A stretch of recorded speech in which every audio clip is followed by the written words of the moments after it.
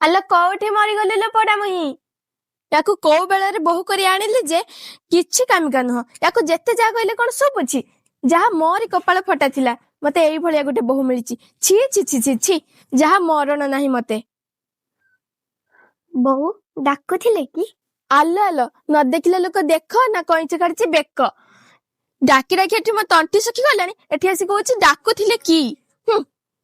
ବୋଉ ମୋ ଦ୍ୱାରା କଣ କିଛି ଭୁଲ ହେଇଯାଇଛି କି? ନାଇଁ, ତୋର ଭୁଲ କଣ? ସବୁ ଭୁଲ ତ ମୋରି ନା। କୋଉ ବେଳରେ ତତେ ମୋ ପୁଅ ବାହା ହେଇ ଆଣିଥିଲା କେଜାଣି? ଏପର୍ଯ୍ୟନ୍ତ ମତେ ଚାହା ଟିକେ ମିଳିଲାନି, ଆହୁରି କହୁଛି କଣ ନା ମତେ ମୋର କଣ ଭୁଲ ହେଇଯାଇଛି କି? ଏବେ ଆଣୁଛି ବୋଉ। ଥାଉ, ଆଣିବା କିଛି ଦରକାର ନାହିଁ। ସେତେବେଳେ ଦଉନଥିଲୁ, ମୁଁ ଯେମିତି କହିଲି ତୁ କଣ ଦିପରେ ଆଉ କଣ ମତେ ଚାହା କରିଦବୁ କି? ଓହୋ, ରାଧା ଦେହରେ ବାଧା ବସିଗଲା।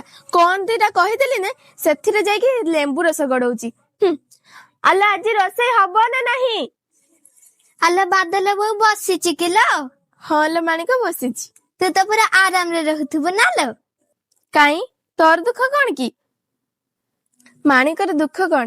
ମାଣିକର ଦୁଃଖ ଶୁଣି ସାରିଲା ପରେ କଣ ତା ଶାଶୁ ତା ବୋହୁକୁ ନିଜର କରିନବ?